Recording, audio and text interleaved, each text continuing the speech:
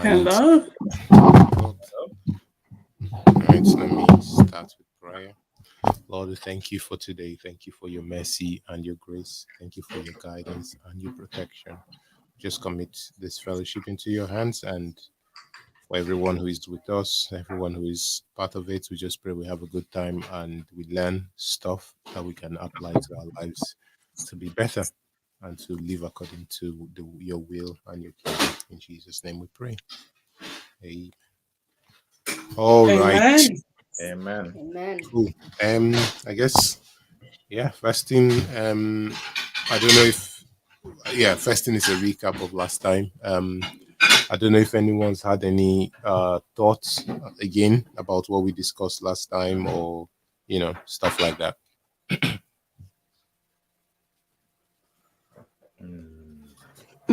Not We won't. massively, no. Okay, that's all right.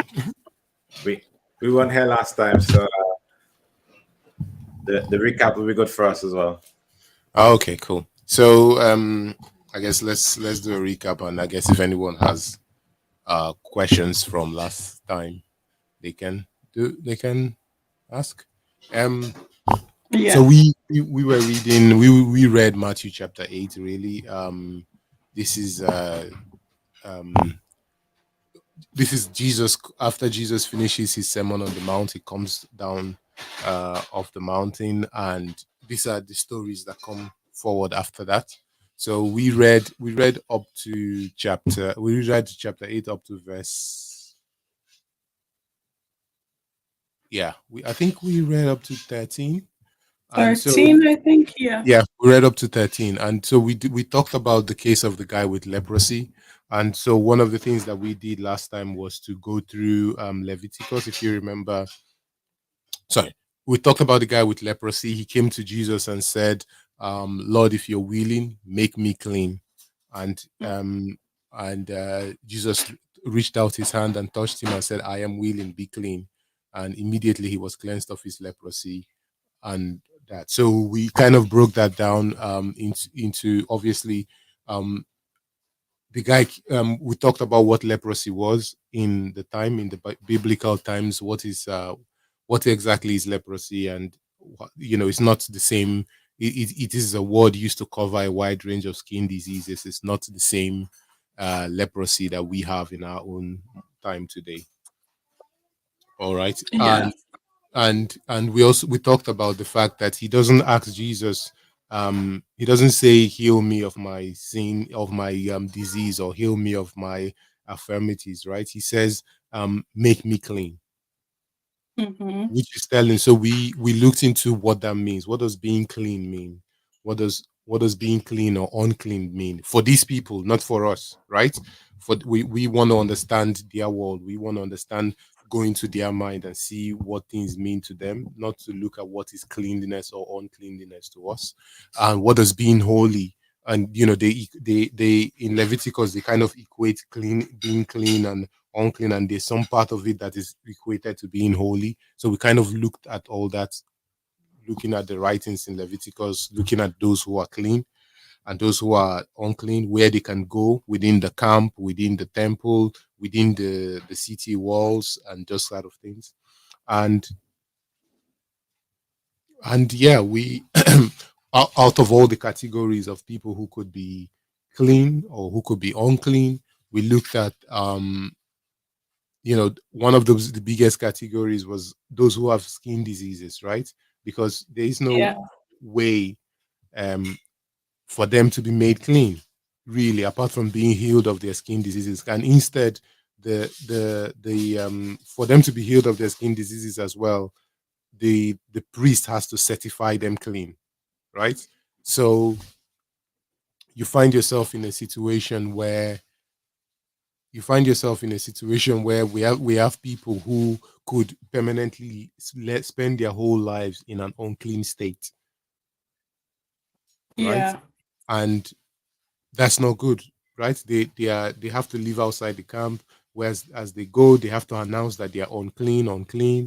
And so we looked into that, and just the psychology and how that excludes you from life. So when he says to Jesus, "Make me clean," is not. This is not just about a healing of from disease or sickness. This is about a restoration for him, right? This is about a restoration. Uh, Yeah. yeah, this is about a restoration um for his whole life because he's excluded from. He can't really walk. He can't be around people. He's excluded. He's excluded physically. He's also excluded and isolated mentally and psychologically. And we talked about the effect of humans needing touch and go through your whole life when no one is going to touch you or be in your physical space is actually quite a tough mental state to be in. So the restoration, and obviously he's denied a community and a social group outside of those who have those skin diseases like him. So he's denied the participation in the community. So when he says, "Lord, make me clean," it is not just a healing from a health standpoint, it's deeper than that. And we also talked about looking at it in our communities as well, the spaces that we create, who do we exclude from it, and what kind of things do we do to make people feel excluded and pushed out in the margins, temporarily or even permanently, and how does that affect them. And we talked about the fact that we talked about what it means for Jesus to touch him. So you remember, when you touch someone Yeah. who is, you become unclean as well. But we Mm-hmm. looked at the thing through um, the prophet Jeremiah, who had a dream of, or a vision of himself in the temple, and the uh, one The of the calls from the altar. call from him, because he comes into the presence of God and he's scared. Like, how can me with unclean heart and unclean lips be in here? He feels like because he's unclean at the presence of God, he's going to get something bad is going to happen to him. But the messenger comes, takes gold from the altar and puts it on his lips, and you expect that to burn him and cause him harm, but that actually brings him a relief from his guilt and brings him a cleansing. So it is a thing that, coming into the presence of the divine, and that touch from the divine can actually make you clean. This is actually this is actually a new development from Jewish thought at the time. And we see this Jesus touches this man and he makes him clean, but Jesus himself doesn't become unclean. And I think Matthew uses this to try to tell us something about who Jesus is. So this is Matthew using this story to tell you who Jesus is, or to point towards the significance of the divine. And it's also a story for us to understand, like, sometimes we struggle and things are not going well, we struggle, or we fall short of where we should be as people who are trying to reflect, um you know to people who are trying to represent the kingdom of God, and we fall short of that sometimes. But we you know it doesn't mean that we it becomes difficult for us to come closer and be in the presence of God. When we make mistakes, we sin, we don't want to be around our Christian brothers, we don't want to come to church, we don't want to um pray. Most importantly, Mm. don't want to pray. We kind of hiding our face from the presence of God. And this is like saying, no, this is the time when you're struggling, when you feel unclean or whatever, come to the presence of God. Like, obviously, cleanliness or holiness and unholy means something different in our time than it meant in that early days. But when you don't feel that way, come to God. To He, that's the time you should draw closer to God. So yes, that's a quick Yeah. stop. I don't know if anyone got any questions, any thoughts on anything that we discussed. I don't have a question, but it still stands like out to me the fact that he wants to be made clean Mm, and mm. just to be reintegrated in society. I think that whole thing is very significant. And then just the fact that Jesus touched him as well. Yeah. Okay. Fantastic. And I don't know if anyone has had the opportunity to read further on, some of the stuff that we're gonna do cover tonight. Not recently. We're gonna read it. We're gonna read it again. We're gonna read it again. Okay, fantastic. No problem. All right, I'm just gonna read, and so we also talked about the centurion last time. Let's not forget about him. But we also talked about the centurion last time. I'm gonna yeah. So I think we should. I did talk about remembering that the story of the centurion and who comes to Jesus and asking for help to Jesus to heal his servant, and Jesus asked him, "Should I come and heal him?" And he says, "Oh no, I don't deserve for you to come under my roof, but if you just send the word, my servant will be healed. For I myself am a man under authority." So he kind of recognizes the authority of Jesus, and this is very important because authority is something that is quite I suppose there's a quite of dispute about it into these people and what authority that you serve and what authority that you're under. And he recognizes Jesus as a man or as someone who has authority.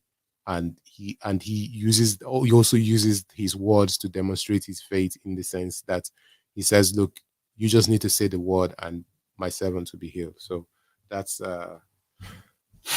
that's important. Yeah. But again, I think as I said last time, I think it's an important story for us to remember, especially in as we go down the line. There are stories that we're going to read um, that are going to be puzzling as we keep reading in Matthew, and I think it will be important for us to have this centurion story in mind. Okay, Okay. I'm gonna start from just checking everybody's good. All right. I'm just going to Yeah. start from verse 14 and I'll read up to the end and then we'll go. When Jesus came into Peter's house, he saw Peter's mother in law lying in bed with a fever. He touched her hand and the fever left her. She got up and began to wait on him. When evening came, many who were demon possessed were brought to him, and he drove out the spirits with a word and healed all the sick. This was to fulfill what was spoken through the prophet. He took up our infirmities and bore our diseases. So that's from Isaiah 53. We can read that in a bit. When Jesus saw the crowd around him, he gave orders to cross to the other side of the lake. Then a teacher of the law came to him and said, "Teacher, I will follow you wherever you go." Jesus replied, "Foxes have dens and birds have nests, but the Son of Man has no place to lay his head." Another disciple said to him, "Lord, first let me go and bury my father." Jesus told him, "Follow me and let the dead bury their own dead." Then he got into the boat and his disciples followed him. So suddenly a furious storm came up on the lake, so that the waves swept over the boat. But Jesus was sleeping. The disciples went and woke him, saying, "Lord, save us. We are going to drown."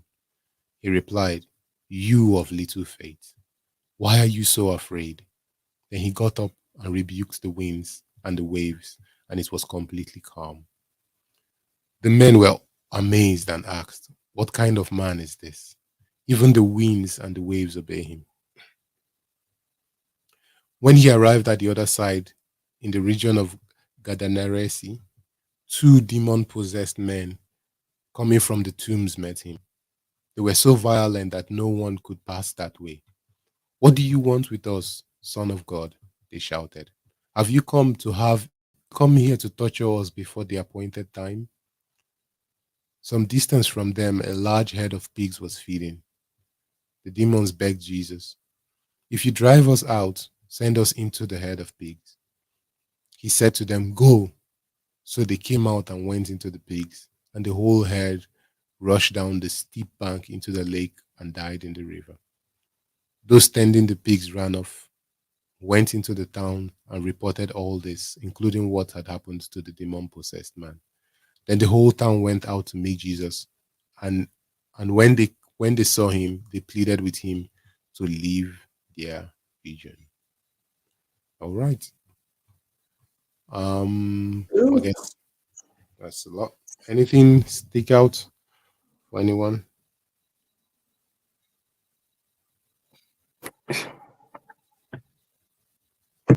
I don't want to sound cliche, but I've been like, but all of it. You didn't like all of it. No, I said all of it kind of stands out. I guess it's just looking at the miracles Mm-hmm. and be like, oh, okay, so Jesus has done this. And it's like, oh, okay, but he can also do this. Ah, but he does this as well. You Mm-hmm. know, so like he heals people and then he speaks to the winds and the seas. Oh, and then also he speaks to demons as well. So it feels Mm. like a continuous sense of, oh, Jesus can do this and this and this and this. Right, fair. Yeah, I mean, it is. Yeah, I think as well. This is also part of the way that um the book has been arranged. So he kind of arranged it around five discourses of Jesus. So Jesus talks. You get chapters of Jesus talking, like we just came out of with the Sermon on the Mount, and you get narratives of Jesus going out, doing this, doing this, doing that. So yeah, Yeah. it's kind of the way the whole um book has been arranged. Yeah. But So everything he does is amazing as well. You know, like mhm, he's mhm. not just doing ordinary things, they're all a bit extraordinary. Okay. Anyone else? For me, I'll say is when he was in the boat and the wind um, was blowing, Mm-hmm. and then the disciples were like, "Oh, Jesus, Jesus," and then they said, and I think I feel like it's interesting how the disciples kind of like had the realization, like, who is actually this man that he's able to even talk to the wind for it to Mm. stop? Is it the same one where Peter then walks on water or tried to walk on water? It's not the same Okay. incident, but that's in a different one. But that yeah, Oh, okay. that's in a different one. But that yeah, that's an important story to also keep in mind. But yeah,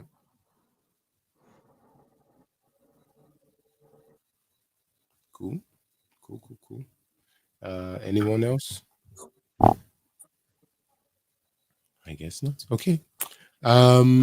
I guess the first thing I guess that comes from here is like we see Jesus come into Peter's house, and Peter's mother-in-law is lying in bed, and Jesus heals her as well, and um, it's just a little fever that she had, and the next thing is demon possessed people come, and he drove out the spirits with the word, and he healed all the sick. Um, I think we're going to talk about this whole I'm going to save that for second, I suppose. We're going to talk about this whole thing about demon possessed and people's thoughts on that um and for the second stage.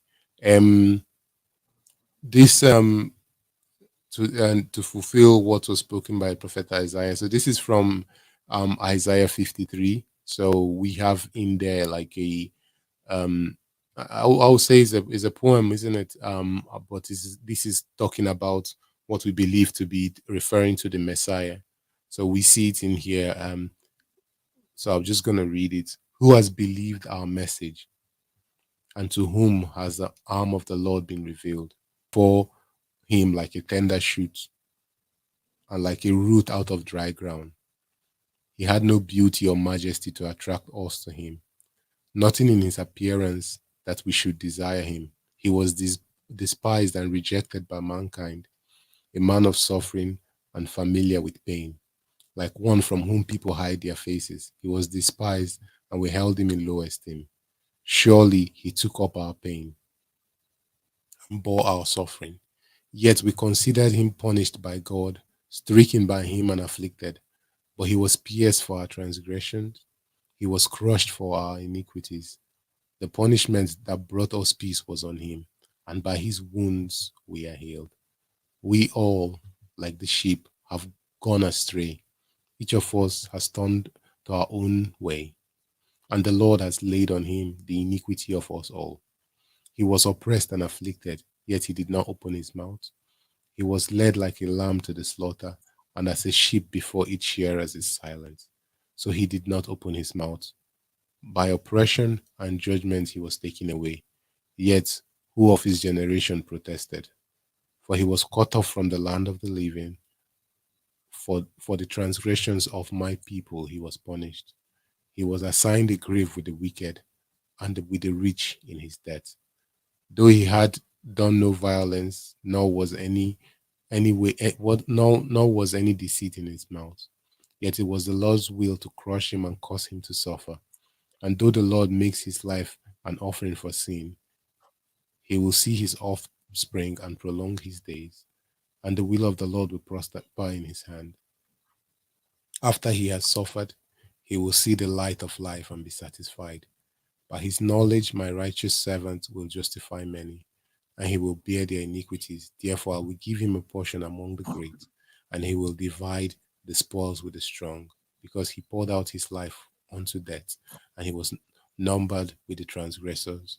For he bore the sins of many and made intercessions for the transgressors. So that's the poem from Isaiah 53. I think it's important for us to read that because it's always it's about the Messiah and it's always mentioned. I think people always mention, I'm sure you've probably heard someone mention one or two lines from it, but I don't know how many people have actually read the whole thing. So It's yeah. interesting reading it Hmm. because now that we've read it, it seems like it's talking about the crucifixion, Yeah. but in Matthew, it talks about just while Jesus was alive. That's when he took our infirmities on him. Whereas in the poem, it seemed like he did that on the cross. Does that make sense? Yeah, I understand what you mean by that. I mean, it can refer to more than those. It can refer to more than one thing. I think that's the way they also use it. To see like when he's healing people, he's kind of taking their infirmities away from them. And I suppose you can say he's taking it upon himself. But yeah, is it that you're seeing the fact that he's taking the infirmities? Is it that you're seeing just the cross on it because of what you've heard, or is that what you just felt when you read it, as we read it right now? So I've heard that before, so I was trying to reevaluate as we read it, but I Mm. still got the same sense from reading it. Okay. No, but I mean, there is a lot of things here that are beyond just the cross as well, right? Um, there is quite a lot here that are beyond just the cross. So there is the cross. There's all the process before the cross, but also the fact that he's talked about. He was not. People are not necessarily attracted to him. What does that mean? Yeah. You know, he was despised and rejected by mankind. A lot of people talked about him and said a lot of awful things. He had no beauty or majesty to attract us to him. He wasn't, whatever that meant in their time. He wasn't rich. He didn't have loads of money. He didn't have all the finer things of life, I would say. Um, so yeah, cool. Yeah. All right, cool. Right, we just keep moving. Okay, this one is interesting. So, uh, so we will come back to talk about this because I want to talk about it with the last point in this chapter, and can go from there. And so when Jesus saw the crowd around him, he gave orders to cross to the other side of the lake. And if someone came to him, I'll follow you wherever you go. Jesus says, Son of Man has no place to lay his head. And another one said, he wants to go bury his father first. And Jesus said, Follow me, let the dead bury their dead. What do you guys make of these points?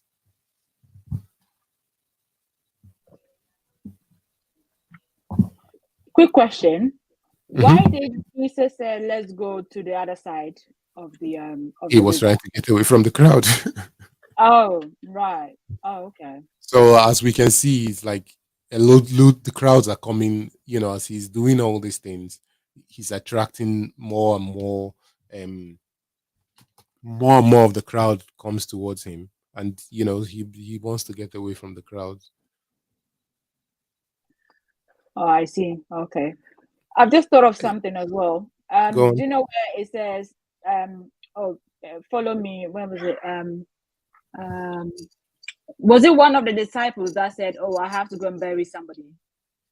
Yeah, one of the disciples following him already, or who was there, said they need to go bury someone. This reminds me of, like, you know, when, like, we have to do something, just in general, like I just as an example for the kingdom of God, and we have like all these excuses that Mm, we we say, just to, not to get out of it, but like, our priorities are not really in alignment in a yeah, way. I That understand. I Yeah. feel like like that with this disciple who's saying that, oh, I need to go and bury my is it father or something like that? Yeah. Yeah. Yeah. Yeah.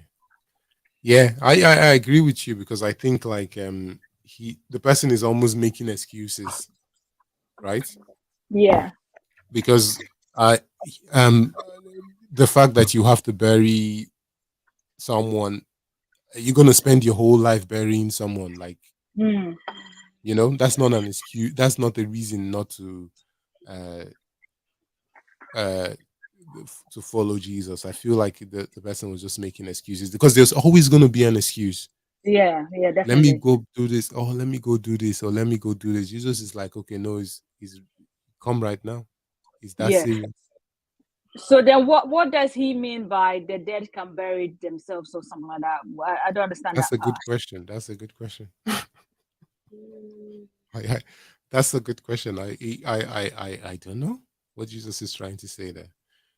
Let the dead bury their own dead. Well, is it people who are not like aware of him or something like that, or people who are I dead in? thought that as well. People who are like dead in their ways or dead in their knowledge of Him and of God. Because Jesus Okay. brings life in it. Jesus says He brings life. So if you're not with Jesus, then essentially you're dead. That's what I thought. Or maybe it's just another way of saying like Okay. That's an interesting. I'm not sure, but yeah, I understand what you say. Would the person have read that into it? Roberta's got a point to make. Yeah. All right, go yeah. on. Hello, can you hear me? No, I don't Uh, think they can. Hello? Yeah, Hello? Yeah. I can I was hear just you. yeah, I was just gonna say maybe it's like I thought of it like the dead bird and so like that's not like basically what Abigail was saying is the priority kind of thing. So it's like, oh, don't worry about that. Like it's so for me it's like another way of saying like you are living well, like if you think of it the opposite way, you're living, there are much more like things that you need to focus on at the moment kind of thing. So yeah, I don't know. I didn't really see it like the dead, like those who are dead inside and stuff like can handle it. I thought it was like another way of just saying like that's just nothing to be concerned about at this particular moment for you. Just I don't know. I don't know. Hmm. Yeah, I kind of agree with what you guys are saying. I think, in a sense, it is about um putting this call that Jesus is making to these people is for Jesus is the most important thing. It's more important than anything else. And the excuse that the person had was maybe to Jesus was not even a good enough excuse. So um, following him was more important than that. So yeah, but yeah, let the dead bury the dead sounds very harsh though. I will give you that. No, Very. Unless he was, could he be angry that this disciple was giving him I, food? I don't know. The story doesn't tell us, but I don't think so. I don't necessarily think so. But if it's harsh, because this is not that harsh, so I don't know what it means by that. yeah, I guess so. But you know, we get to know that Jesus is a cool, calm, collected guy, and then he go and say something very harshly. So won't you infer that he's Where angry or Yeah, something? but that's why I didn't take it in that way. That I didn't take it as a harsh way. I thought I don't know if this is a saying that I've just made up, but it's like, oh, let tomorrow take care of itself, or let tomorrow. I don't know. It's for me. I take it of like fair? a yeah. I take Mm, it more like another a positive spin, kind of like, Yeah. oh, don't worry about it. I Mm. take it as like, don't worry about it. Like that shouldn't be your concern at like at this particular time, kind of. fair, fair. Fair enough. That's a good point. That's a good point. Cool. Okay, now let's get to this part. A very popular story that we've all, no doubt, heard someone's talk about or being used in different ways, right? Um. So, what do you guys make of this boat instinct on Jesus calming the storms and the sea?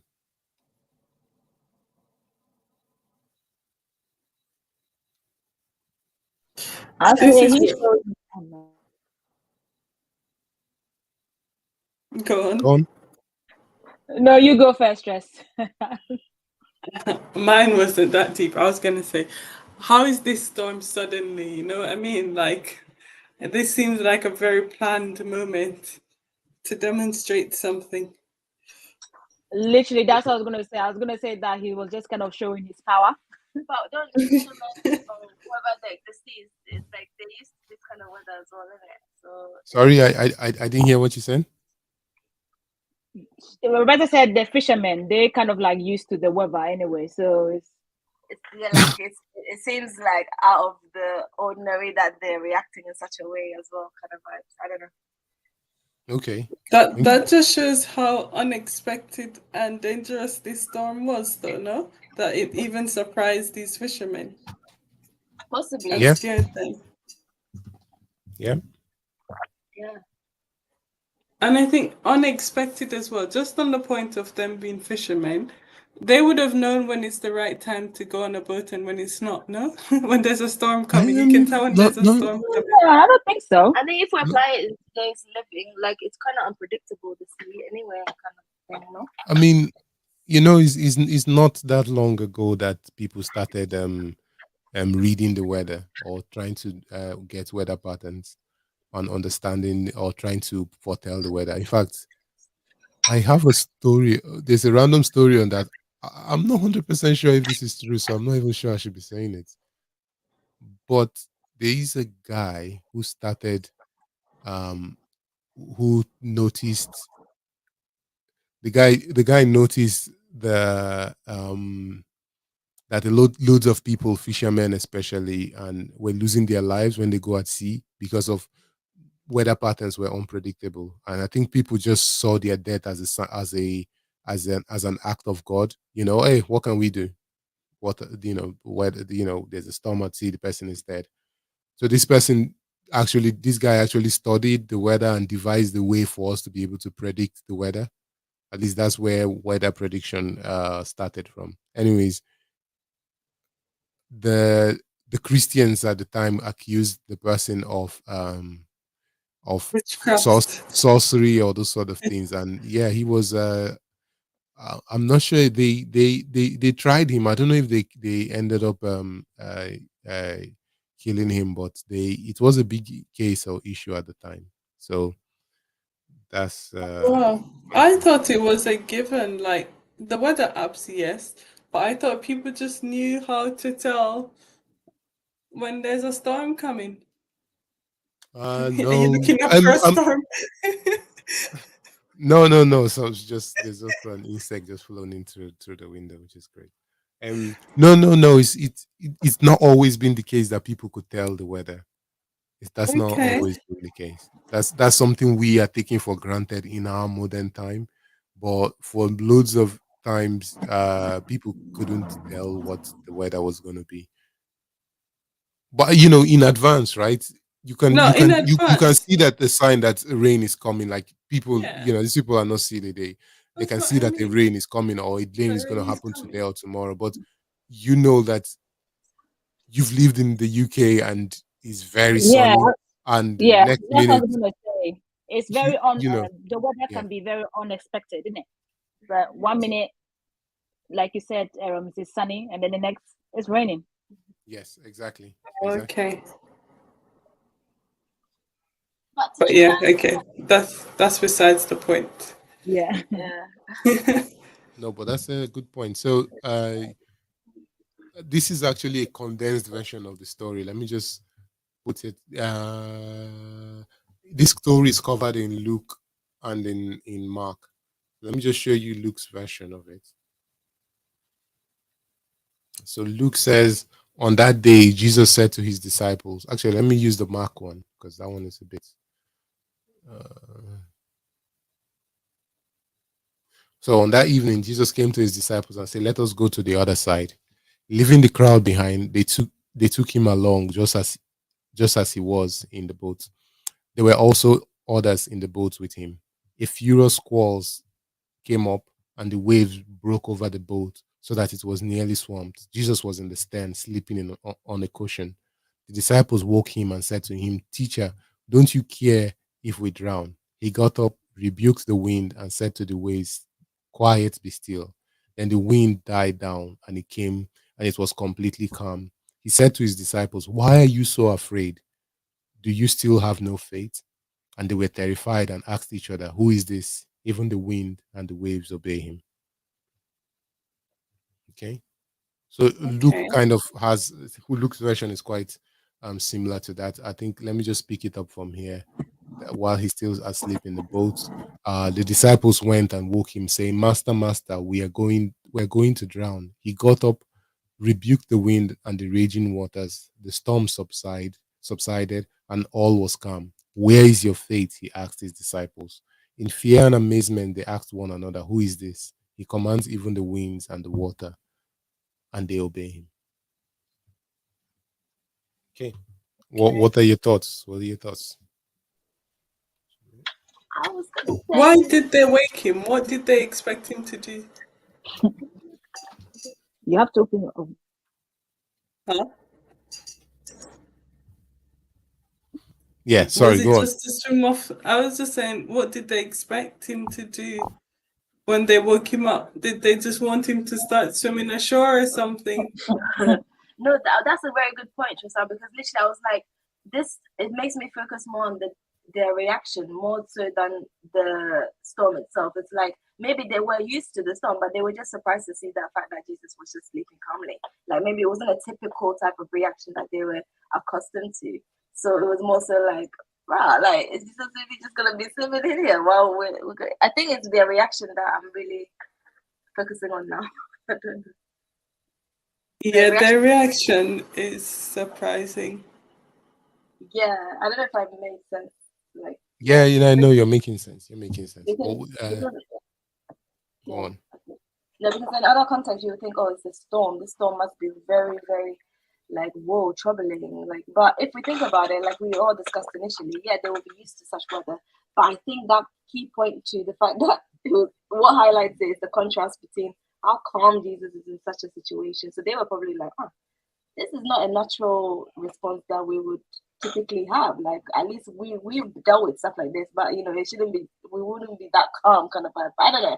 Maybe I'm going into it too deep, but I just think their reaction is very interesting. I think it's the contrast between why Jesus is so Okay, calm. but can I if I ask again, like if you found yourself on a boat and a storm was tossing the boat aside, and there's heavy waves in the middle of the ocean, there's nothing aside. It's in the night, that's Mark has told us. There's waves tossing the boat side to side. Are you gonna be are you gonna be calm? That's the No. thing. No, of course. Not. Okay. So Now if it's a natural. you saw someone sleeping, what will your reaction be? Was he on? Oh, I'll just let them sleep. Are you really just gonna let the person sleep? If you know the person, are you really just gonna let the person sleep? Nah, I'm joking. I'll wake them up and be like, hey, look what's happening. So, I mean, it could be two things, right?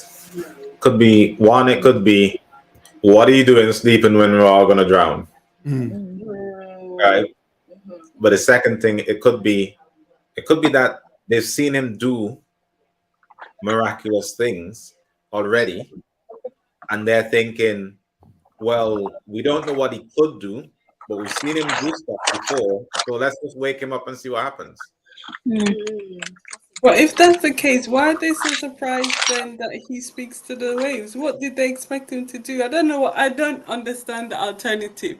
Was he gonna create a new boat, swim them back to shore? No, but remember, you're dealing with human beings, right? And we look at things in scale. So something like a massive squall, it's called a squall, right? And a squall is not an ordinary It's not just an ordinary bad weather at sea. This is things that destroys boats and pick up boats and either pull them right down to the bottom of the ocean or smash them on rocks and stuff like that. That's the kind of bad weather a squall is, and it happens suddenly. So as humans, we see things in scale. So when something like that happens, okay, we might have seen him do something on, something what they might consider small. But then this massive thing, they might be like, well, can he really deal with this? Maybe, maybe not. Let's just see. So wake him up, right?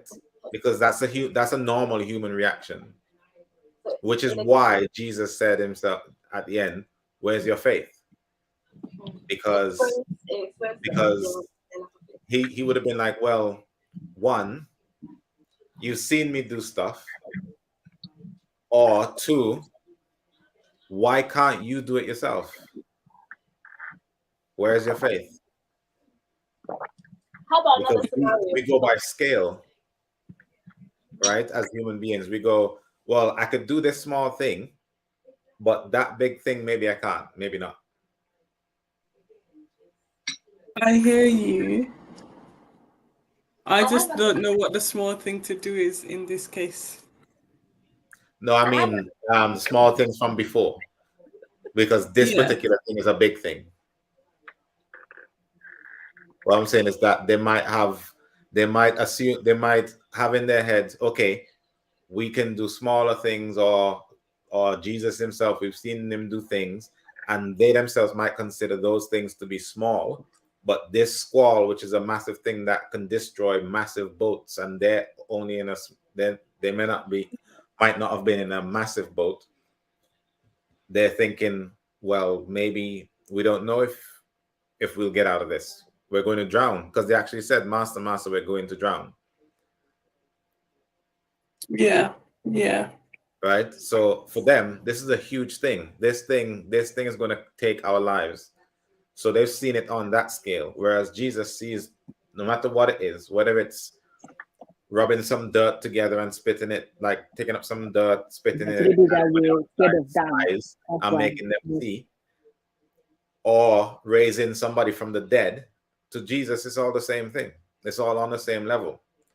To us, I get that. as I'm just trying to scale. see, because even that Jesus put in like mud on someone's eye is still Jesus doing the unexpected in their eyes. Like they didn't expect that either. So I'm just trying to imagine what would the expectation be in this case? Or is it that Jesus did something too small in response to something that big? He just spoke, which just speaking seems very small in comparison. But I don't know, what would you have expected Jesus to do? Well, that's probably Swim that's to the thing. shore.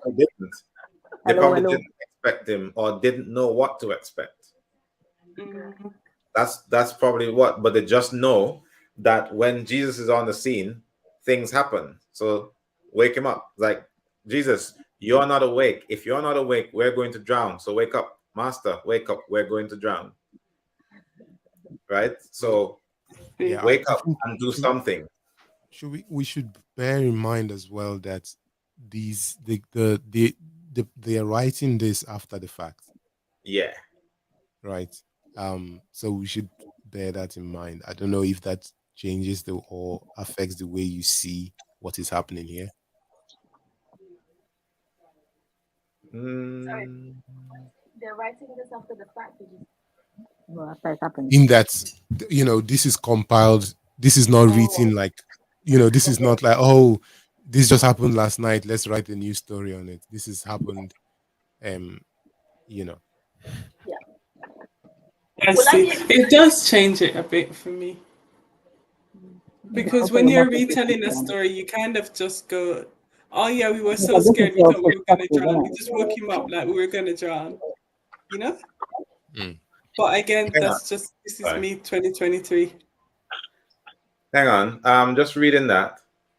It's not clear that it's the disciples that said, Oh, we looked at we are that reading were another. amazed and said, what kind of man is this? Oh, is it? It said the men Yeah, the disciples that were the disciples were the ones with him on the boat. Some other people were there, but yeah, we don't know.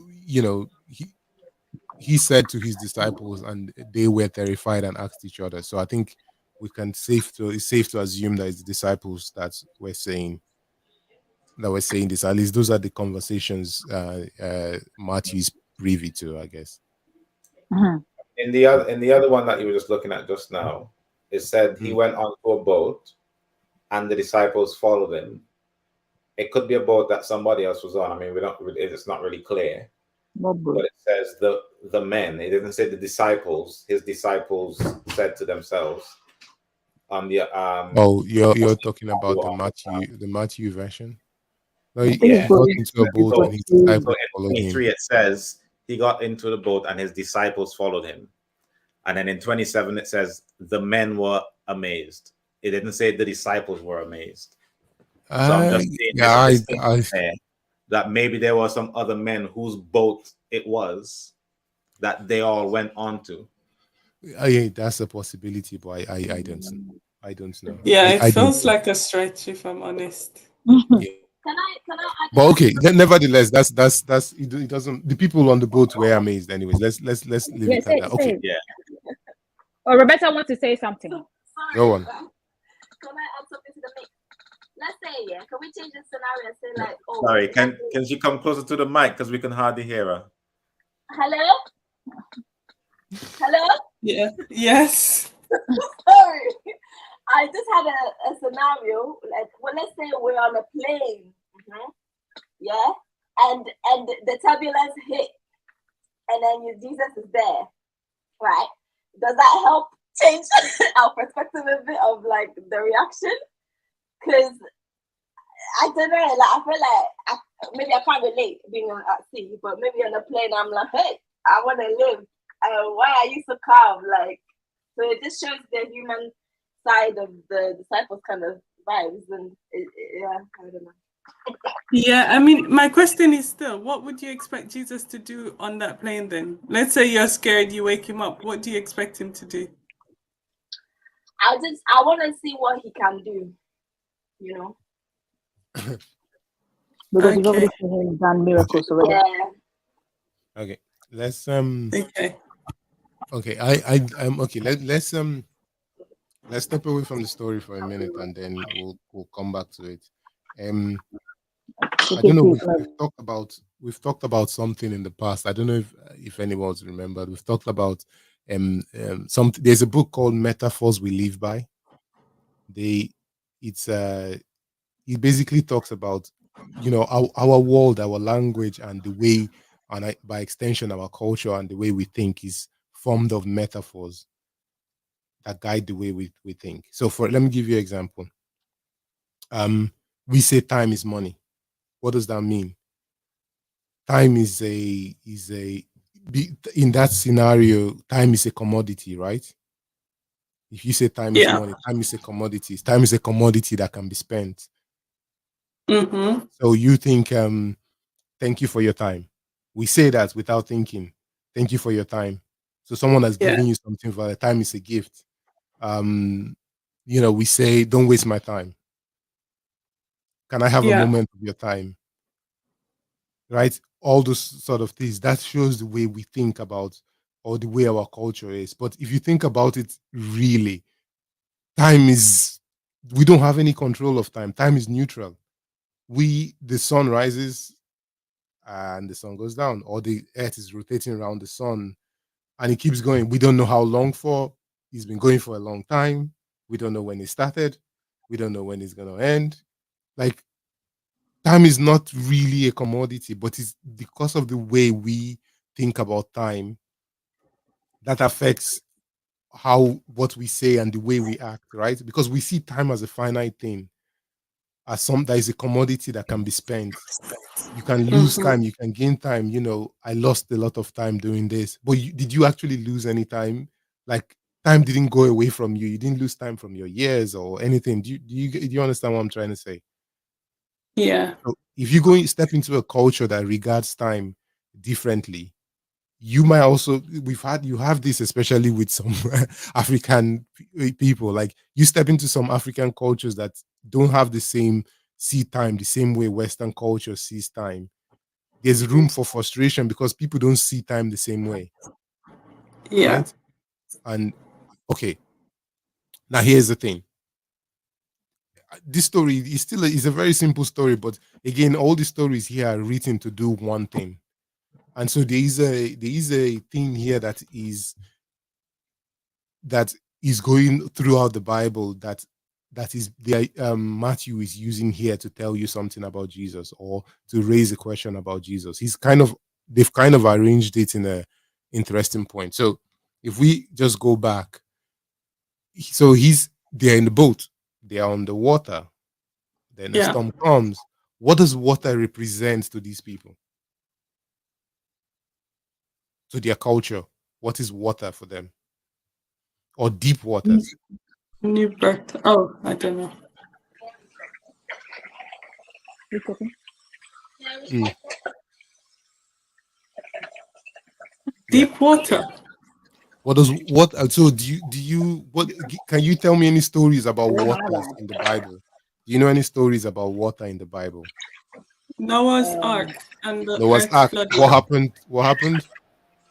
The earth flooded with water. Okay, loads of people died. Any other water stories?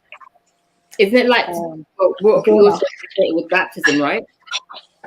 Yeah, it's baptism. Okay, we'll leave that to one side. But yeah, okay. If Okay. someone says deep water When creation, Jonah, Pharaoh, when Pharaoh, Pharaoh and uh-huh. Red Sea. Pharaoh and his soldiers drowned in the water. Moses yeah, parted the Red Sea. Any other water stories? Have you said Jonah? Have you I heard mean, it? Jonah. Yeah, Jonah is good. Okay, Abby so said Jonah. yeah, Jonah, exactly, Jonah. Water being Okay, turned into wine. water is all Deep water. Jesus walking on water. okay. Let me show you some. So we start in the What is Bible water? opens with I was gonna say Oh, the Genesis. waters covered the earth, Yeah, right. and So it was the without earth, form. so the earth was without form and void, and darkness was upon the face of the deep. The spirit of the God hovered upon the faces of the water. Right. So in Genesis 1 verse 6, we see and 6 and 7, we see God bringing order. Then God said, let there be a firmament in the midst of the waters. Let it divide the waters from the waters. This is a weird translation, but it's kind of talking about the waters above and the waters beneath. So heavens above, that's water above in the sky, water in the ground or below. And God made the firmaments and divided the waters which were under the firmaments from the waters which were above the firmament. And so it was so. This is Old King James Version translation. All right. Okay. So we have that one. The next one we have is about is the whole scenario in Genesis, right? And we see here, and Exodus, and Moses stretched out his hand over the sea, and the Lord caused the sea to go back by strong east wind all that night, and made the sea dry land, and the waters were divided. And the children of Israel went in the midst of the sea upon the dry land, and the waters were a wall onto their right hand and onto their left. All right. So God caused the wind to push the sea back. Mhm. Okay. So yes, as Abby is saying, water, deep waters, especially troubled water, expresses a sense of danger, problem. Yes, problems. And from what we can see, who can bring order, who can control the waters? God. Okay, cool. Let me show you. Here's Psalm Uh, 69, and obviously, what's Psalm 69? This is kind of a poetry or kind of a song, right? So, for the director of music to the tune of Lilies of David. Okay, save me, O God, for the waters have come up to my neck. I sink in the miry depths where there is no foothold. I have come into the deep waters. The floods engulf me. Now, just stop for a minute. The person writing this, is he drowning right now? no, they feel like they're drowning. Yeah, but it is the metaphor that they Yeah. use. Once you're in deep waters, troubled waters, those sort of things, it kind of, that's like a once there's water, especially troubled water, it is a significance of something. When somebody is at sea, troubled waters, that is thing. I don't know if you guys on the other side, do you know what is a safe place for them Uh, in the Bible? still. What will you hear Oh, and you know that's the metaphor for a safe place? Rock, cleft of a rock. Exactly. Rock. There you Yeah. go. So when you're on, when someone is on the rock, standing on the solid rock, rock, the person is standing on a safe place. All right.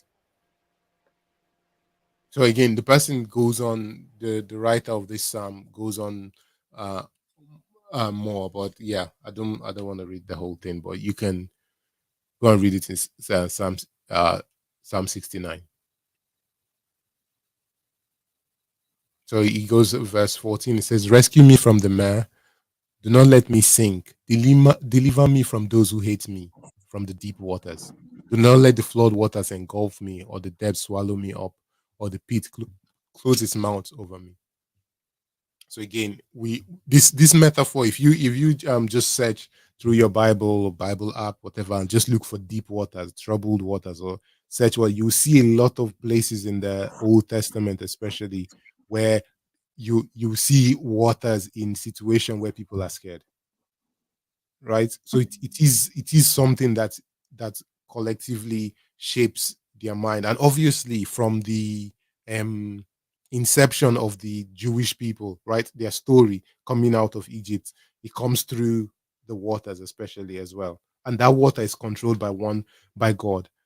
The beginning of and the creation narrative, the water, um god use separates the waters to be able to bring calm and order to the world. Right. Okay. So we come back to this story. So as you're reading this story from someone in this world, Jesus goes into the boat, and then suddenly a storm comes. If you're reading this, we're reading this in a group. Everybody's mind is, oh, trouble. trouble, trouble. Everybody's frantic. Obviously, the people on there, they're fishermen, of course, but they know what this means. They have no way to tell the water, and this is suddenly this happens.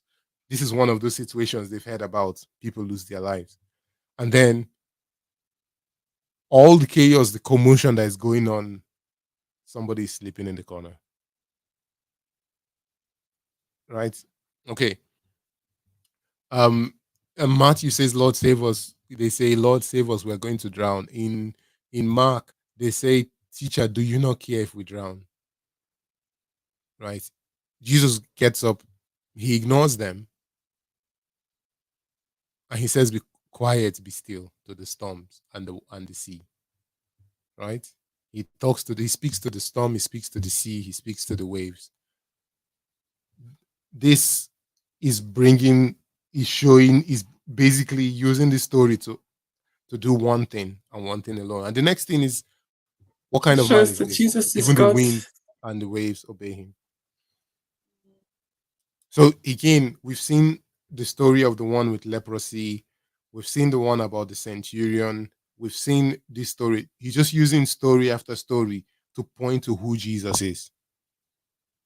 Yeah. Now, he raises a question here that he's now going to answer with another story. So these people, they don't just say, hey, by the way, Jesus is God, you know. That's not how they tell stories. Or that's not how they write. I guess in our own time, maybe we will say that or use a much shorter way to tell it. But they weave all these stories with things within their culture and things within their understanding to be able to show you that Jesus is God. We are scared of water, and water is something that is linked to danger for us. But the one that can control and calm the waters and bring order to it is God. So Mm, I'm going to tell you a story of Jesus doing that so that you know that he's God. You guys see how this is going? yeah. Okay. So so then they end with the question, what kind of man is this? Even the winds and the waves obey him. Okay. Anyone got any questions so far? No, all good. Just thinking. Mm, The thought is a bit incomplete at the moment, but I'm just thinking it through as I'm saying it. Obviously, we've linked this story about saving everybody on the boat from drowning back to the old stories of people drowning from rough waters, or even waters that God Himself had commanded. mm, You know, um, and now so I'm thinking now about, let's say, the leprosy, where God's healing. So in these stories, God, or Jesus, God is, He's calming the waters, whereas the previous story, the waters were taking people's lives. mm, The story of Him healing the leper, He's healing someone of a skin disease, whereas in the old, like, previous story, like, boils appeared on everybody's skin because of a curse from God, right? So I'm just seeing, oh, like, are you trying to link it to the plagues? not necessarily the plagues themselves, but just to Mm, say, like, a lot of Jesus's miracles mm, are turning previously significant stories the other way around. fair, I agree. Yeah. Yeah. So, like, Mm, the where waters were taking people's lives before, this time Jesus is like, water, be still up, be still. He's healing leprosy, whereas previous times, like during the plague, people were mm, afflicted with boils and stuff like that, mm, things like that. I'm just saying, like, his miracles were turning previously significant stories the other way around. yeah. I mean, what does that mean then? What does that tell us about Jesus or about Um, God?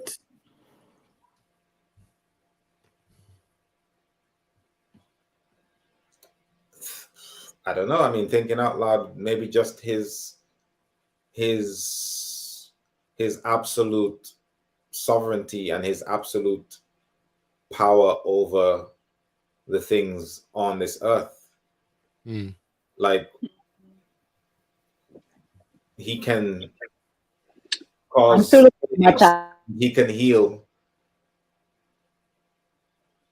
it's yeah. his absolute power. Yeah. Yeah. Okay. No, I agree with you. I also, just to add to your point as well, it's we are seeing the authority of Jesus, as you say, seeing his power and his Yeah. authority. And but we I think we also come from a time and a place where we've heard a lot about Jesus, right? These Mm-hmm. people are, to an extent, they are getting introduction. People reading this, right? They're getting introduction Yeah. to this person called Jesus, and Mm. he's weaving all these stories, which is part of their culture, and I guess part of what Jesus has already done, to tell them something Are you something about supposed Jesus, and then to also point to his divine nature, to say this is, at the end of the day, Jesus, Matthew is trying to say, this is God among us. Remember when we started, it looks like Mm. a long time ago now, but when we started, he said his name shall be Yehoshua, God with us. He has all the, Yahweh, which means Yahweh saves. So, so who is the one? Remember the question, who is the one doing the saving? Is it the one called Yehoshua, or is it Yahweh? It's that whole dynamic that he's playing here. And he also uses the whole structure of Moses as well to bring the 5 books of Moses, to bring this in. So Jesus is another bringer of the law, something like Just on a, like, a side note about that. Mm, um God's power and authority. I saw a story where it was a comedian who was telling the story, saying this guy There was an atheist, and he said, if it turns out to be true that God is God, that God exists, and we get to the end of the world, or by some way I get to speak to Jesus or whatever, or speak to God, I'm gonna ask him, why did he cause all this or allow all this stuff to happen on the earth? Mm. And the comedian was like, so you get to a point where you realize the almighty, powerful King of Kings, the most awesome and powerful being ever exist in all of reality, and you want to go and shake your fist at him. Mm. It's Mm. like, so it's like, just to say, to reiterate, like the power that God has, and it's not to say that we cannot, like us as humans, we question and we challenge things and whatever, but it's just to reiterate, like, the absolute power that God himself has. And Uh, we and it's not to say that we can't like speak to God and ask questions or mm. whatever, but Mm. it's to Mm. realize the apps like God is the all-powerful God, Mm. that he is all-powerful. Just Mm. to recognize his authority and his power Yeah. on things on this earth. Okay. Great point. Okay. So let's move on to the next story that he uses as well. So when he arrived at the other side in the region, uh, two demon possessed men coming from the tombs met him, and they were so violent that no one could pass that way. What do you want? What do you want with us, Son of God? They shouted. Have you come here to torture us before the appointed time? And some distance from them, a large herd of pigs was feeding. The demons begged Jesus, if you drive us out, send us into the herd of pigs. He said to them, go. They came out and went into the pigs, and the whole herd rushed down the steep bank into the lake and died in the water. Those tending the pigs ran off, went into the town, and reported all this, including what had happened to the demon possessed men. Then the whole town went out to meet Jesus, and when they saw him, they pleaded with him to leave their region. Let me just read Luke's version of this story. I'm just gonna. I think it's pretty much the same thing, but I think Matthew condenses it a bit, and the difference here is that Jesus asked them. Um, so he says, "What do you want with me, Jesus, Son of the Most High? I beg you, don't torture me." For Jesus commanded the impure spirits to come out of the man. Many times it had seized him, and though he was chained hand and foot, and kept under guard, he had broken his chain and had been driven by the demons into solitary places.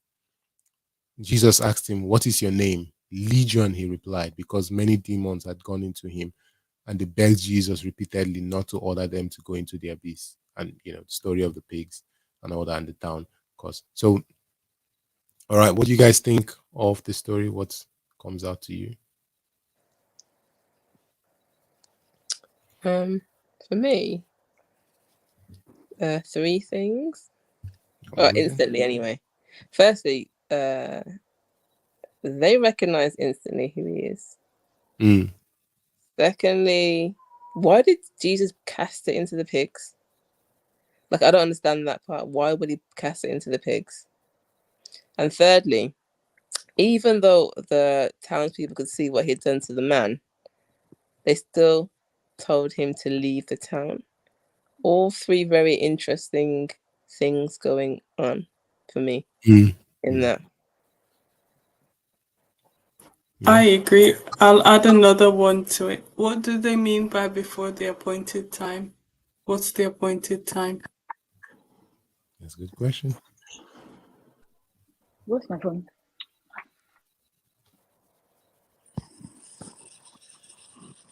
Do you want to add something? At the end, did the pigs drown?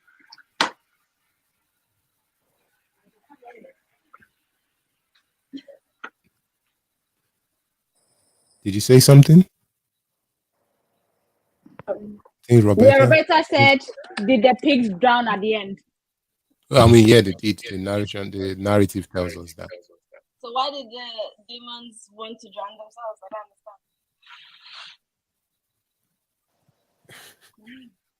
Okay, Yeah. so let's. I don't know if there are any Continue. more questions. Are there more questions or thoughts? Okay, we'll just take some of the questions or things presented. I mean, first things first, in terms of the okay, let's follow the story again. So they were so violent that no one could pass that way. What do you want with us, Son of God? They shouted. Have you come here to touch yours before the appointed time? Some distance from them, a herd of pigs was feeding. Demons begged Jesus, if you drive us out, send us into the herd of pigs. He then said to them, go. And they came out and went into the pigs, and the whole herd rushed into the steep bank, into the lake, and died in the water. So, firstly, they asked to be sent into the pigs. I know, but he still could have said no, or just get out. Like that's somebody's hurt. You know that somebody needs to eat those pigs. So then, like that's Maybe nobody needs to eat those those pigs. pigs belong to somebody. You were thinking about the food. No, I'm thinking that's probably why the people were so angry. And like that's a livelihood a little bit. Not for food, but that's I their thought livelihood. Jewish people weren't meant to eat pigs. Can they eat pigs? They weren't Jews. No. Were they all pigs? Oh, were they all Jews? Oh, were they not? That's a good What region was it anyway? Gadarenes. Who's who? It might have been. What's the sex? Oh, Gadarenes, region of the Gadarenes. So Mhm. they're probably not Jews then. Why are they keeping pigs? No. What can pigs do? What can pigs do? This is so random. So but yeah, you can just eat pigs. You can't milk them. You can't. I don't know. Yeah. Can't be. They could be used. That is literally me right now. That's my thoughts. True. Yeah. But yeah. I'm guessing it's because of the appointed time, but hence why he, maybe they have a right to stay on Earth for now. I don't know. I mean, I think that town is in Israel, Palestine, modern day Palestine area. So, that's a good question. It's a weird it's a weird story though. It's a weird story. I agree with you on that. It's a weird story. Why do they want to be sent into the pigs? I don't know. Absolutely not. But Jesus gives them what they wanted. So okay. Well, I don't think they knew the pigs were gonna die though. No, right? they didn't know that. Yeah. Yeah, Jesus didn't drown the pigs. He would have known though. Them pigs are Why do you say Jesus would have known? Jesus knows everything. It's either that or someone's gonna eat them. But anyway, yeah. With the demons in there. But Well, we are like not possible. I mean, how else do you want to do? I don't know. Cool. I have something to say. Go on. You know, the demons said, if you drive us out. So the sense of driving out, it's not like killing, it's like driving out. So maybe that has to do with something with the appointed time. Well, not killing, you know what I'm saying? Like, drive out is such a. It's interesting because like that's what demons are doing, isn't it? They're just tormenting people, and Jesus has the authority to literally drive them out. I don't know, I'm waffling, but I just find that a bit interesting. Okay. So if you want to drive us out, just send us to the pig. Yeah, I mean, yeah, that's interesting. So I think the first thing here as well is that even the demons recognize who Jesus is. I think that's the first. So he asks, what manner of man is this? And then they place a story where even demons recognize who Jesus is. Now, This is I before we go into other things too deeply, but I kind of skipped this story here. So this story where earlier says in the evening came, many demon possessed were brought to him, and he drove out the spirits with the word and healed all the sick. And then this story as well. So I want to know, because this is something that is contentious from a Christian and non-Christian point of view and things like that. This is a weird story. Sometimes I think some cultures are more comfortable with this part of this Bible. But I guess the question is just trying to understand people's thoughts or see where I don't know. What do you guys make of this whole thing with the demon possessed and stuff like that? What do you guys make of it? I think it just shows that even the demons know who Jesus is at top level, apart from all my questions. Yeah. Forget what the demons know. What do you make of the whole demon thing? Oh, that Jesus That's the question. controls Yeah. even demons, isn't it? They have to No. obey him. Forget. No, What do you make that's of the it. demons there? The presence of these Are demons they in the real? Bible What and are in the they? story, and Oh, what do you think about them? Because it is a contentious point. So, what do you think about that? I don't find it strange at all. Yeah, it's I think like demons are demons. They're everywhere. They're on the earth, isn't it? like It makes me think they're pathetic. What? It makes me think they're pathetic. You're They're pathetic. not. Yeah, no, they're pathetic. They are not that. They're not that powerful kind of vibes.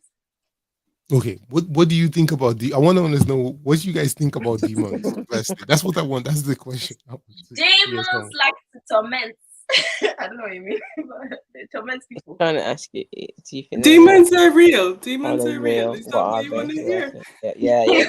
No. It's not. It's not. But I want to know your thoughts on it. I want to know what you guys think about demons. What are demons to you? What do you think about them? Oh, hey, What does it yeah. mean that You someone don't has see them. demons? What does that mean?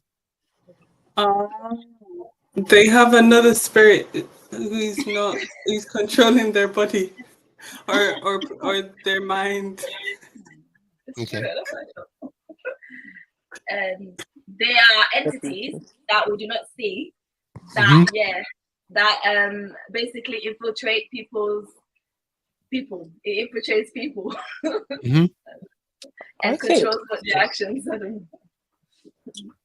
But if I it's yeah. themselves and then they blame it on the demon. Interestingly, outside I think outside of the gospel, I guess outside of the New Testament, I don't think the Old Testament really talks about demons like this. The New Testament talks about demons, but I feel like it's not necessarily clear. They're linked to different things. They're linked to sicknesses. They're linked to people kind of not right in their mind. So I know there's a lot of theology about thoughts around what they are, but I don't know that the Bible's clear. It's just for me, like it's a force of something Okay. bad. That's where I would go necessarily. Whether Okay. they are personas, whether they yeah. So I don't know that's clear, but I know that there's a lot of almost like demons are human, like personalities. I don't know how clear it is, but I know it's they're a bad force. Okay. Whenever they appear, that's my thought. If I guess, let me ask the question for everyone. What do you guys feel about the fact that was what she just said, that demons are not necessarily mentioned much in the Old Testament or Hebrew Bible, or but he comes up in the New Testament? What do you guys think about that? Apart from Genesis. Didn't one of what's the demon in Genesis? The snake. What? The snake? But the snake is not called the demon. No, it's not called a demon. Reading into that. Yeah, it's something else. No, but like, if we're gonna start to associate things like in terms of like what we know, thoughts, you might say that the snake has a demonic. So the snake itself persona. Yeah. I'm not saying it's no. First of all, I'm not even saying it's a snake or whatever it is. I'm just saying like you might say that the one that spoke to Eve with other dark force. Fair Okay. enough. Fair. Fair. I give you that. I've got an Uh, example. I've got go an on. example, Arams. You know when like Saul was possessed and David Mm-hmm. had to go and play the Oh, harp yeah, for yeah. him? Oh yeah. Wasn't that a Was demon? torment. Oh, there It are was more a than one. spirit that was Yes. difficult. Yeah, So insomnia. if you go read it again, Why did insomnia? God sent him. So in the Hebrew is a Ra spirit, so a bad spirit. Yeah. To so it's not a demon. Spirit. Wow. Okay, so Would you then say it's a demon though? If they okay, so there are a lot of words that are being played around with here in the sense that these are the New Testament is Greek, but the Old Testament it means something else. It's like a how would I put it? Is not a good spirit per se. So God sends him a bad spirit, yeah, to so to where did they torment come him. from?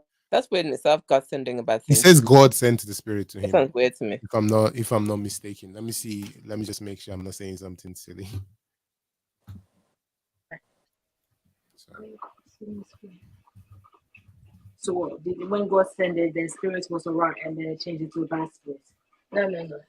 Or did he intentionally send bad spirits? No, I don't know. You know,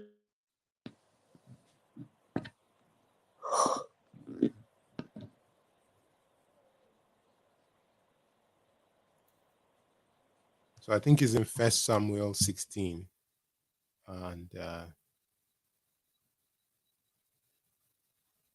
so he said this the spirit of the Lord departed him. Let me just put that here. First Samuel.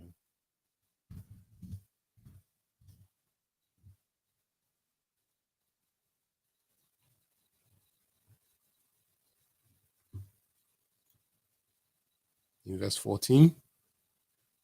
Now the spirit of the Lord has departed Saul, and an evil. So these guys have translated it That's different, evil, yeah. or a harmful On spirit the Lord. from the Lord tormented Nah, him. man, that's weird. That is. So the Hebrew word there is ra. So it has a lot of implications uh, in it as well. So I don't know. Yeah. I Ain't it mean, the same like the angel of death? Let's talk about it. Hmm? Because like something I don't think it's like it's a God. It doesn't necessarily like pertain to the characteristic of God, but it does show that God has the power to control certain situations, such as things. Okay. According to Let's Yeah. before we go to on off a tangent, what do we guys again think? I want to understand your thoughts from a Christian point of view. Again, the demons themselves are not mentioned that much in the Hebrew Bible. We see them coming up in the New Testament. What do you guys think about that? Number one. Number two, if this question is a bit more comfortable for you, what do you guys think about the presence of, firstly, this story? We're seeing loads of sick people. Like, how many sick people are being brought to Jesus? Number one. How many demon possessed people? I mean, this is not a big place. We're not talking of Rome or Antioch or one of those bigger cities. This is not a big region. Jesus is from Galilee. All these regions are not that big. He's not even in Jerusalem at this point. What do you make of this amount of sick and demon possessed? And what do you make about all these people in this place? For me, I've always said it. Take away the NHS. No, take away the pharmacies. I think you'll find. I think you'll find we're not too far off. Well, don't they did have doctors and they did have medical Yeah, system. I mean, Luke, as we I should point out, the book of Luke we believe is written by a doctor. So they did have doctors and medical systems. But again though, what job have you got yourself into? That's true. again, the NHS is there to deal to the NHS is not, or at least the way it is set up at the moment, is not focused on preventing people from being sick. People are already sick when they go to the NHS. but it can make. There's a lot of maintenance going on in terms of like So medication and that sort of stuff. let's say we have loads of people in our communities that are demon possessed, to use the word here, or just loads of sick people? And what would you say about that place? What will you think about that place? What's going on? Press and a I press. think it's normal. Do you? I Why? work. Yeah, Why? because I think it's there, but just people aren't aware of it, or people are able to deal with it and classify it in other ways, and they work around it. Okay. I don't think demons just automatically appeared on the scene because Jesus came on the scene too. Okay. I think they were there, but either not acknowledged, Okay. not Why? given Why? the Why are there? So why are there so many demon possessed people in this place? in this particular place in Gadarenes. This place or the area, this region Jesus is in. Like we throughout the story, we'll read through this new. I mean, we're in chapter 8. Maybe And they then might reject. be something. They into all of that kind of wizardry thing? I don't know. Okay. So what about the sick people, the lame, the deaf, the skin disease, the this, the that? Why are these so many people? What you know? They are cast out from everybody else and told to go to that place. I don't know, Arabs. I'm just trying to get you guys to uh I'm just trying to get you guys to think about these things, right? It's not. I mean, so when um when Adam and Eve were given the instruction about the the fruit, the tree of good and evil, Mm. said, if you eat of this fruit, you shall surely die. Mm-hmm. Right? When they were eating of the tree of life, they basically were getting eternal life, but not just eternal life, it was eternal health and well-being, right? Mm-hmm. So now that they eat of this fruit of the knowledge of good and evil, and they've been cast out of the garden, um, for one, the authority was given now to Satan over the world, and now human beings don't have access now to the tree of life, right? So the death now becomes a perpetual, continual process of quote unquote process of life. So now sickness and decay and death and all of that is now in the world. Mm-hmm. So and the world is now controlled by the devil or the Satan or Lucifer and his angels. We gave up our authority over the world. So now the world is now filled with death and decay and all of that. And it's controlled by Satan. So now that I mean, for me, that's the basic original explanation why there's so many, like there's so much death and decay and sickness and all of that in the I world. I will go with you an extent, but not all the way. But one thing I would just so we don't get these stories in the Old Testament. So what you're saying, right, should apply. We don't get like the Old Testament has more books and more narratives about Israel, their history. We don't get this amount of demon possessed and sick and this and that. So why do we get like this is only if you start reading this is only 8 chapters in, and you've read about so many sick people and so many demon possessed people, and like why so many? There's if we think about the first humans after um Adam and Eve, they all lived for a long time, right? So Mhm. within their system, they still had the residuals of the tree of life, right? So over time, the our lifespan's been short and short and but short that, because of that, right?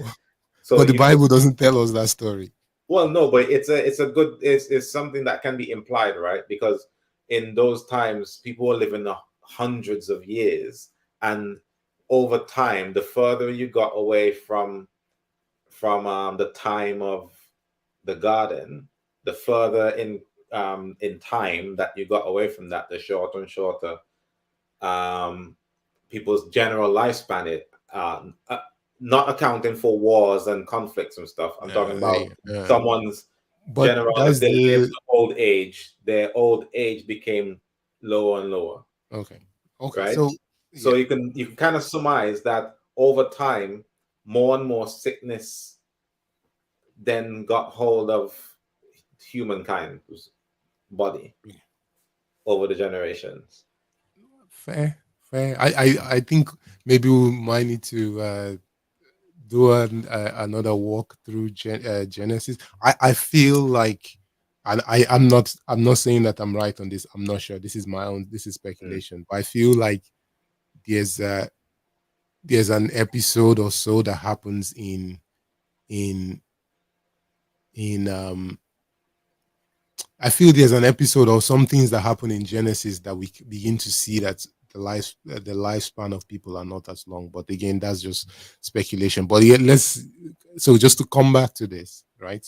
Mm. Um, so I don't have a clean answer. I don't have an answer for this. I'm just gonna give two distinct two distinct points or two sides to that are there. And I guess I hope, let's see, I don't know if you guys can let that shape your thought or think on them in a sense. So on one side, which I guess all of you already probably already agree with this, is that there is I mean, even the story seems to point to the fact that there are evil forces in this world that we can see. And I mean, um a lot of people want to only live by what they can see, which is fine. But there's the senses that we have can only sense the things that he can sense, right? We can't hear at the same frequency dogs can hear, right? So that means dogs can hear things that we don't have the ability to hear, right? So this story is kind of pointing that there are other spirit or other forces at play in the world. That's one part of it. Now here's the second, so which kind of lines in with a lot of what you guys are saying and what you guys already agree with, so that's fine.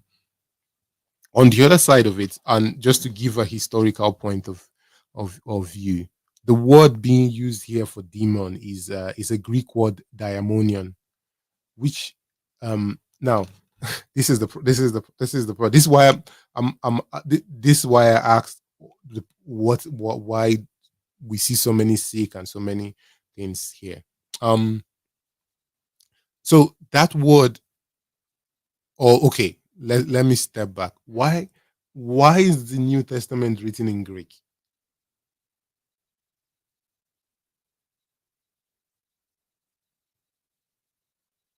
Say that again. Why is the New Testament written in Greek? Was it written in Greek? Mhm. What was it written? The authors spoke Greek. I don't know. Why did they speak Greek? The Romans, something, I think. Okay, so but what did the Romans do? They conquered. Okay, okay. So I want, that's the point I want to get us to. So okay, if you read some Greek writings from from other famous, this is non-biblical sources, other famous people from history like Socrates, Cicero, you will see the same word that is translated as demon possessed here. You will see that same word, daimonion, but in their writings, it is written as a positive thing. So there is a writing from Socrates that says, where one of his dialogues, he talks about a demon or a daimonion prevented him from going into politics. The demon gave him good advice. So in their writings, these are like gods and spirits but they are written as from a positive standpoint. But when we come and read the Bible, that same word here is translated is or that same word is written around in negative connotations. Anybody, Mike Hazard, why? Because in the New Testament, in the Bible, Jesus is the God, and every other gods and powers are negative in comparison. Okay. Yeah, fair. And that's exactly the point. These other gods that are positive for the Greek and the Romans are negative for the people of Judea and the people of Israel. They already worship Yahweh, Mm-hmm. right? They are not coming to take any daimonion or demon or whatever. They are not taking that as anything positive to them.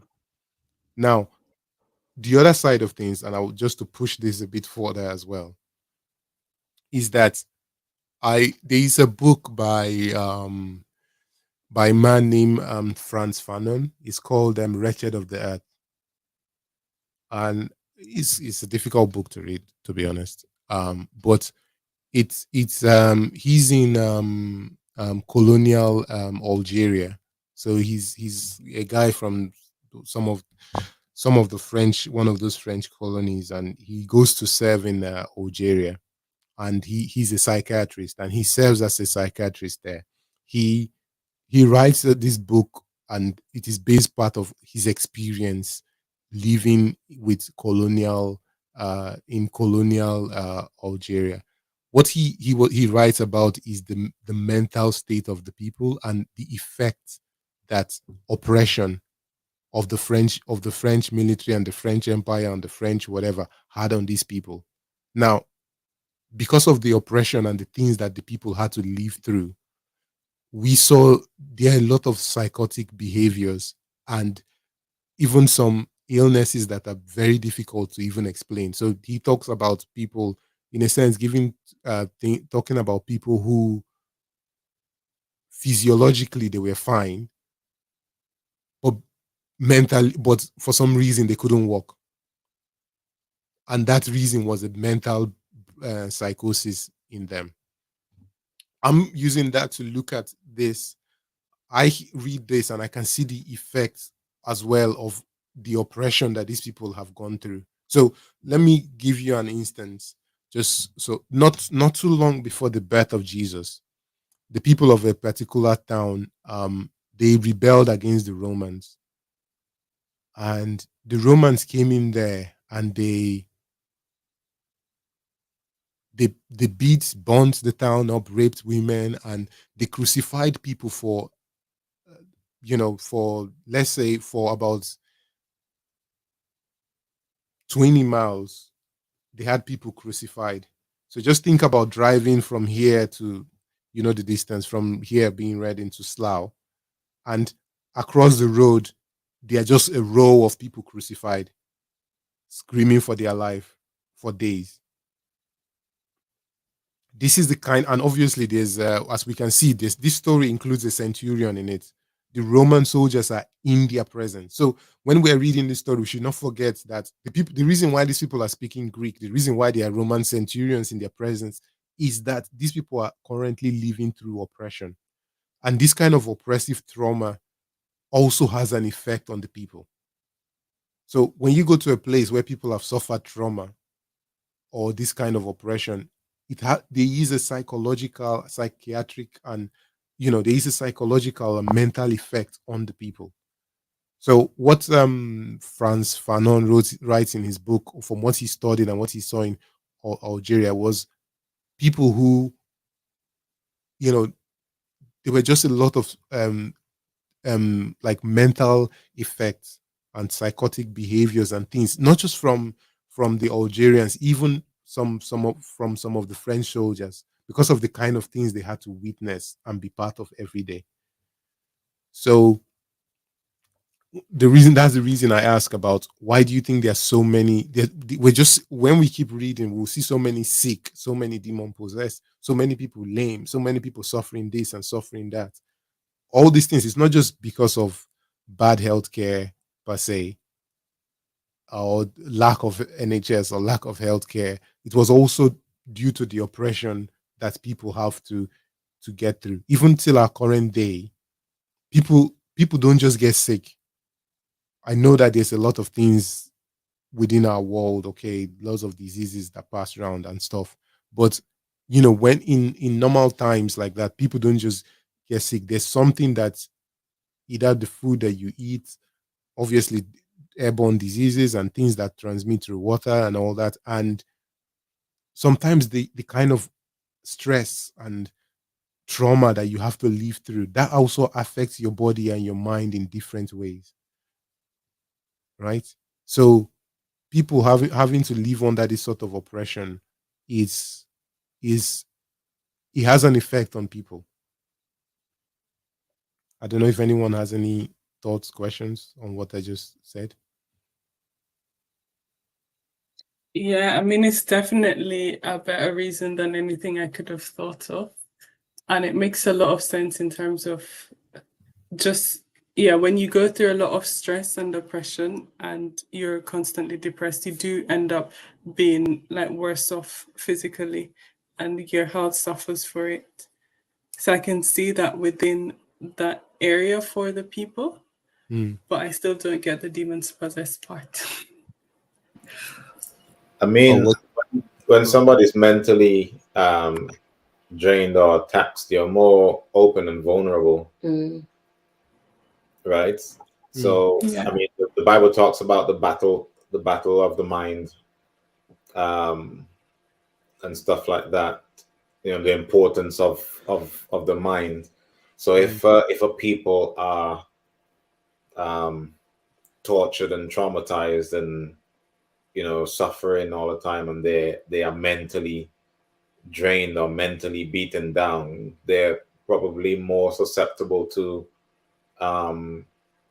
what we would call nowadays a spiritual attack or a demon possession, because they literally don't have any defenses up whatsoever. They're just open and vulnerable. So then if a demon comes at them, it's almost an open door for them, right? Yeah. And let me also just preface, I'm going to preface what I'm going to say by saying, so yes, the Bible does refer to outwardly things or outwardly not good forces having influence. So there is a feeling that evil in this world is not just a humans are not necessarily just evil, but there's a driving force that affects humans to be evil. Paul says we wrestle not against flesh and blood, but principalities and powers. There is that, but and there is a sense of humans being in collusion or in partnership with these forces. There is that, but on another level, let me use experience to as someone who has grown up in like a place, like in Africa, and being in some rural and very impoverished places where there's a lack of healthcare, there's a lack of understanding of a lot of things. There is a sense to a lot of what people call as being demon possessed, being mental health issues. Not that all demon possessed people are people that are suffering mental health issues, but there is a sense that so these people, a lot of these people can be classified. They will classify when they cannot explain it. They will classify, oh, this person is possessed by a demon because they don't understand the way the person is acting and behaving, right? Yeah. And I have seen that as well, right? We've seen. I grew up in a town or community where my whole time in school there was not one single person with dyslexia. I come to the UK and there are loads of people. I start seeing loads of people suffering dyslexia. And then I start looking back at some of the people that I went to school with, who we called as just dumb people, and seeing the things that they suffered. I'm like, oh my God, this person we called dumb and treated like this probably had dyslexia or so many other things. There are some really um there are some really horrifying stories of people suffering some really quite terrible mental health issues, but the community treated them like people, or claimed that they had a demon possessing them, and then they were treated in such well. If you see in this situation, this person is chained up because he could hurt people. They say that happens as well in a lot of communities in Africa till today. And here's another thing as well. Is I wanted us to read the Mark version, not the Mark version, the Luke version of the account. Jesus asked, "What is your name?" And he responds with Legion. Why Legion? Because many demons had gone into him. Yes, but why Legion in particular? Doesn't that mean like an army? Yes, but why Legion in particular? I don't know. No, but Legion was is specifically related Oh, with for the people that are Roman oppressing them. army. Those are the Roman Yeah, armies. They are the the Roman legions. army. Yeah. That's what he says. I find that quite interesting that the name that Yeah. people that is the name that is oppressing him, or thing that is causing his problem, is linked directly to the army that are in the presence of the community, and the people that have been ramaging and killing and doing all of that. Mm. So again, this is not to say that there are no evil forces that are that influence people. There are some things psychiatrists, even the best psychiatrists, cannot explain, right? And sometimes prayers and just committing the person to Jesus has helped helped that situation. So again, but I'm saying not all these stories. Some of these stories as well, you could also see that people having psychotic breakdown because of the oppression that they are in. So we have to understand the way the stories has been written, and understand the context of the time when we're reading all these stories. Okay. Any thoughts, questions? I feel like people's gonna have thoughts and questions.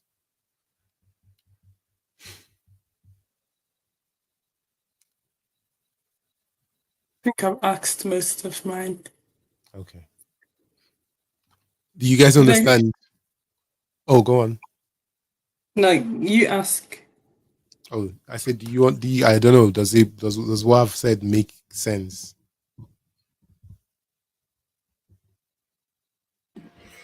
Yeah, Hmm. yeah, I think so. I mean, I do believe that there is a strong correlation. Not saying that every case, like you said, not every case Hmm. necessarily is, um, one is related to the other, but there is a strong correlation between um, what people would call mental health. So demon possession could be mislabeled as mental health, and vice versa. Hmm. Mental health, actual mental health issues could be misdiagnosed as demon possession. Hmm. But I also do think that there is a strong correlation between illness and sickness in different forms, um, and the presence of, I mean, like this demon that called himself Legion, that is directly related to the oppression that the people were facing from the Roman Hmm. Empire. Like the it's almost like, not I'm not I mean, citing cause and effect, whichever one. Either the oppression of the Roman Empire has Hmm. caused these demons to be able to take hold there, or the demons, the presence of the demons influenced the oppression by the Roman. You know what I mean? There's no telling from our perspective came first, but there is a strong correlation between the two. Yeah, yeah, Mm. yeah. But Okay.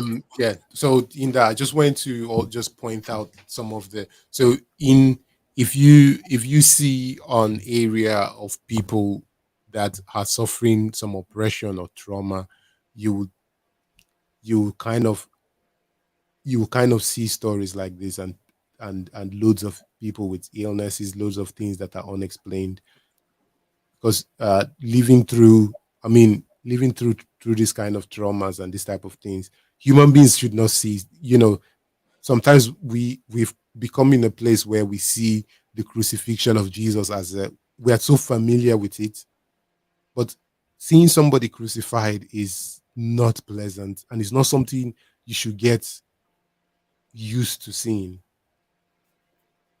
When a human being becomes used to seeing people crucified, used to seeing soldiers rape their their loved one, used to seeing this kind of things, that can break you.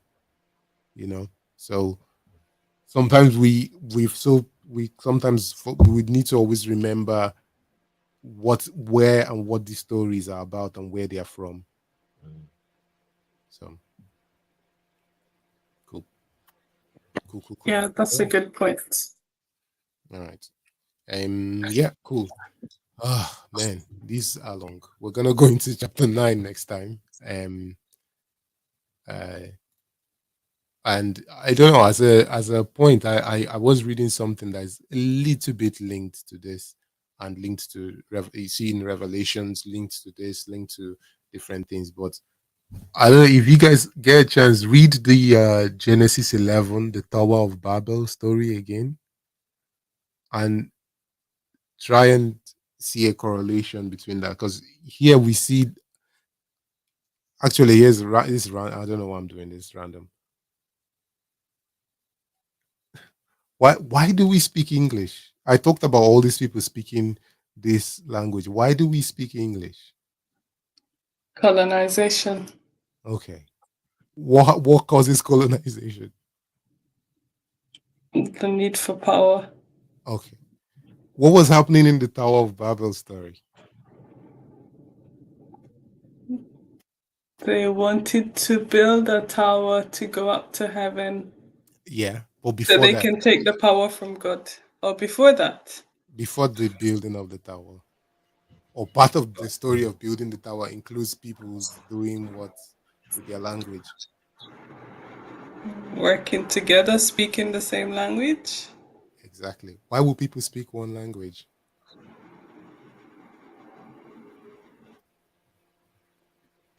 I To don't see no communicate. man.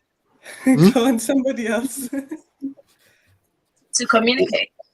Yeah, No, to we've kind of communicate. just gone in the circle and went off. Why do we all speak English? Colonization. Colonization. So the people were colonized. I'm lost. Is a story of power, Babylon.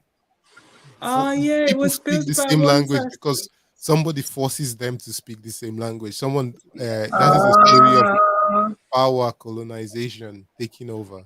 We see this reflected in Genesis, and that kind of thing is underneath the surface here. The Romans trying to get everybody to consolidate their power and everything. Except, though, Except except God.